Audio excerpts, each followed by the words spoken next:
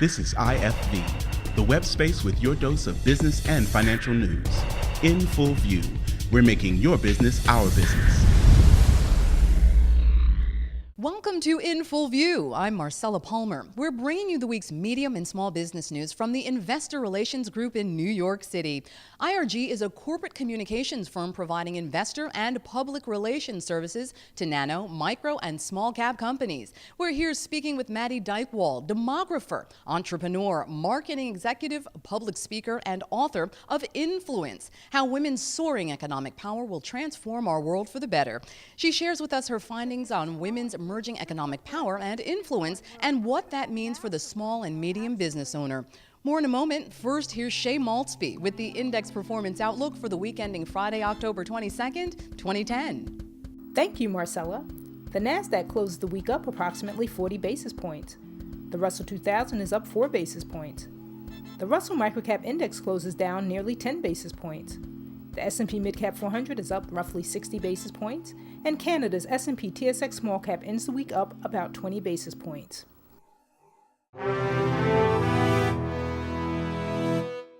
The power of the purse strings is making a major shift, and women's growing economic strength is causing business owners of all sizes, marketers and advertisers to rethink the ways in which they produce for, draw, and sell to the influential, economically empowered woman purchaser.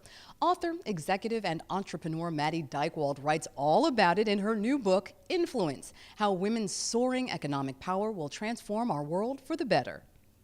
I'm co-founder of AgeWave and the author of 3 books. My most recent is Influence: How Women's Soaring Economic Power Will Transform Our World for the Better. Maddy, when and why did you and Christine Larson, who's a journalist and an author, decide to write Influence? Well, I actually decided, and then I asked Chris to come along for the ride, and she was not only willing but able to, because she was free to do so. What happened really was that I was inspired by a study that my company was involved with. We were asked by one of our financial services clients to do a study on women, money, and power. And originally we said, there's probably better companies to do that than us. I mean, our sweet spot is really the aging of the population and the baby boomer generation and retirement, how it's transforming itself. But they came back to us and said, because you're so objective and you're so good at what you do, we'd love to have you guys do it. So we were thrilled and we went ahead and did it. And when I was sitting and listening to some of the focus groups that were involved, and there were some groups that were with women and some groups that were with men, I was struck by the fact that for thousands and thousands of years, women have been economically dependent on men, and that for the very first time in history, we really are seeing women having economic independence and economic influence, and that this is growing, that it's sort of like we're at this tipping point where a critical mass of women are actually working and earning and beginning to really influence the way the world works. And I realized that I wanted to use this as sort of a jumping off point for a book that began to explore these things in depth.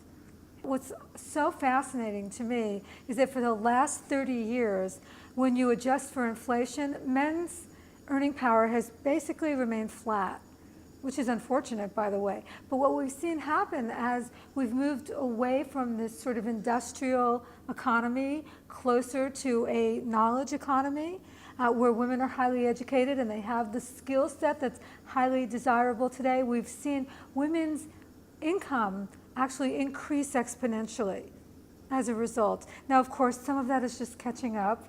We are trying to reach gender parity, and we still haven't gotten there, but we're making a lot of the right steps. We're moving in the right direction, and I think we really have reached that tipping point where we're seeing more and more women not just staying in the workforce, but beginning to take on positions of power. Again, early stages of that.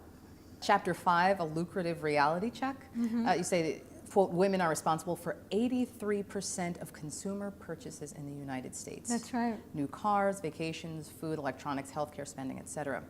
If this is the case, Why do so many women feel misunderstood by marketers? You say that 84% feel misunderstood by investment marketers, 74% by auto marketers, 66% healthcare marketers, and 59% by food marketers. First of all, it is important for every marketer out there, no matter what size their business, to recognize the fact that women are not a niche market. They are the biggest emerging market of the 21st century, and they ought to be treated with respect, and they're not always feeling like they're being treated with respect. Second, keep in mind, not all women are alike. I mean, duh. Of course, we all should understand that, but women, because they're not a niche market, they come in all sizes, shapes, they have their own personal needs, and they want to be treated as individuals, not as this homogenous segments of the population.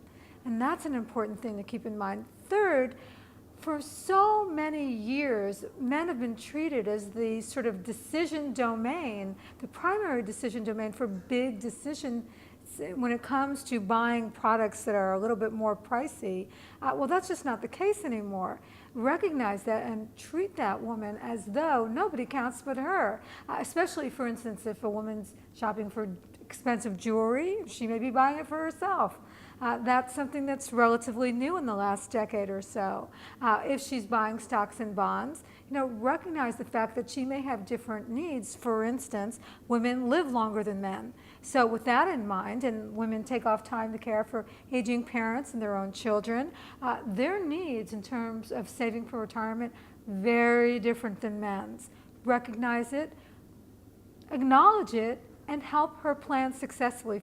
That's all for this week from the IFV News team. Thanks for joining us from the Investor Relations Group in New York City. Be sure to check back every day right here at ifvnews.com for the latest on what's happening around the globe in the medium and small business world.